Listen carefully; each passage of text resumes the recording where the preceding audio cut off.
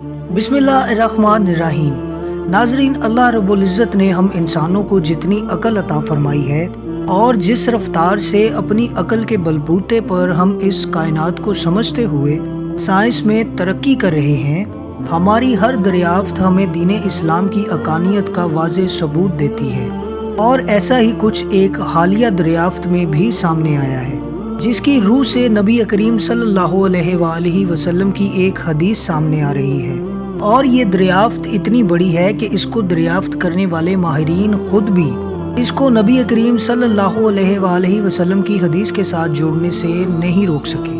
और इनका बेसाख्ता जवाब यही था कि ये तो वैसा ही है जैसे हदीस में बताया गया है। ये दरियाफ्त क्या है और हदीस मुबारका में किस चीज़ की पेशन गोई की गई है, आज की इस वीडियो में हम इसी पर तफसीलन बात करेंगे। प्यारे दोस्तों, हज़रत मोहम्मद सल्लल्लाहु अलैहि वसल्लम को अल्लाह ताला ने हज़रत जिब्रील अलैहिस्सलाम के ज़रिए अपने पास मेराज पर बुलाया और हज़रत मोहम्मद सल्लल्लाहु अलैहि वसल्लम तमाम आसमानों को पार करते हुए अर्श तक पहुँचे। वहाँ दो महबूबों के दरमियान क्या बात हुई और हम सिर्फ इतना ही जानते हैं जितना नबी अकरम सल्लल्लाहु अलैहि वसल्लम ने हमें बताया। लेकिन इस सफ़र के दौरान नबी करीम सल्लल्लाहु अलैहि वसल्लम को जो मुशाहदात हुए वो भी नबी करीम सल्लल्लाहु अलैहि वसल्लम ने हमारे लिए बयान फरमाए हैं। और जब हुजूर अलैहिस्सलाम सफ़र मेराज से वापस आए तो सहाबा कराम से बहुत सारे लोग ये जानने के लिए बेताब थे कि ये सफ़र कैसा रहा। इस पर नबी करीम सल्लल्लाहु अलैहि वसल्लम ने सहाबा कराम को उस सफ़र की तफसील से आगाह किया। वहीं कुछ ऐसे सहाबा भी मौजूद थे जिनका तजस्सुस और जज्बा शौक काफ़ी बड़ा हुआ था। उन्होंने नबी करीम सल्लल्लाहु अलैहि वसल्लम से सवाल किया कि या रसूलल्लाह, जब आप बुराक जैसी तेज़ सवारी पर आसमानों और खला को पार करते हुए अल्लाह रब्बुल इज़्ज़त के हुजूर जा रहे थे तो उस सफ़र की आवाज़ कैसी थी? ये सवाल अपने आप में ही नहायत जहानत का सबूत है।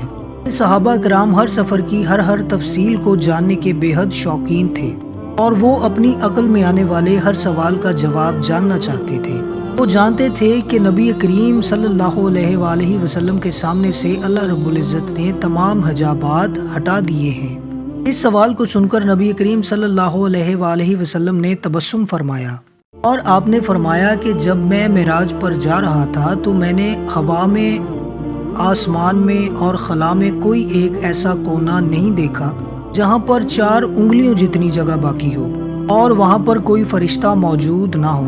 अल्लाह रब्बुल इज़्ज़त ने हर जगह के लिए बेशुमार फरिश्ते पैदा फरमा रखे हैं और इन तमाम फरिश्तों का काम अल्लाह रब्बुल इज़्ज़त की तस्बीह करना है।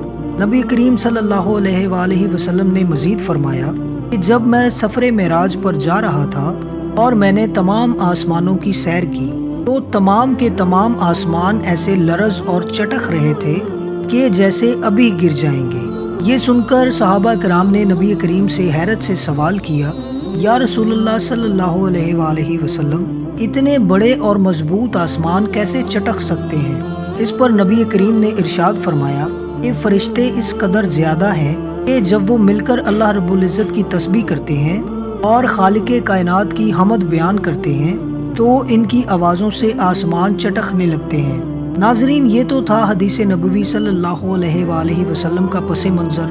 इसमें नबी करीम सल्लल्लाहु अलैहि वसल्लम ने अपने इस सफ़र को बयान फरमाया। और चंद साल पहले साइंसदान ये सोचते थे कि खला में चूँकि किसी किस्म का कोई मादा मौजूद नहीं है कि जिसमें आवाज़ सफ़र कर सके, तो वहाँ पर किसी भी चीज़ के सुनने का सवाल ही पैदा नहीं होता। और ये बात आज भी सच है। हम खला में जाएं तो हम वहाँ पर किसी भी किस्म की कोई भी आवाज़ नहीं सुन सकते। इसकी वजह यही है चूँकि खला में किसी भी किस्म का कोई भी मादा मौजूद नहीं है जिससे आवाज़ गुजर सके, तो वहाँ पर किसी आवाज़ का सुनना ही नामुमकिन है। अलबत्ता साइंसदान इस बारे में जानने के लिए बहुत पुरजोश थे। अगर खला में आवाज़ सुनाई दे सकती तो वो आवाज़ कैसी होती? हम जानते हैं कि सियारे सितारों के गिर्द बेहद तेज़ी से गर्दिश करते हैं। खुद हमारा सूरज, जिसमें एक एक सेकंड में खरबों टन मादा जलता है और ज़ोरदार धमाकों से हाइड्रोजन गैस हीलियम में तब्दील होती है, तो इसकी आवाज़ किस कदर बुलंद और खौफनाक होगी।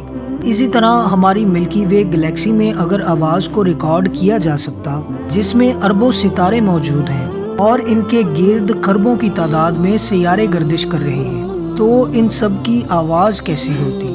اس مقصد کے لیے سائنسدانوں نے تحقیق شروع کی اور ہم جتنے بھی سیاروں یا ستاروں کو جانتے ہیں ان کی فریکوینسی کا مشاہدہ کیا گیا۔ پھر ایک مخصوص کمپیوٹر پروگرام کے ذریعے ان فریکوینسیز کو اس طرح ڈالا گیا کہ ہمیں دکھائی جانے والی فریکوینسیز جس میں سیارے اپنے مادے کو روشنی میں تبدیل کر رہے تھے، اس کو آواز میں کنورٹ کیا جا سکے۔ یوں سائنسدانوں نے خلا کی آواز کو ریکارڈ کیا۔ آئیے ہم آپ کو خلا میں سائنسدانوں کی ریکارڈ کردہ آواز سناتے ہیں۔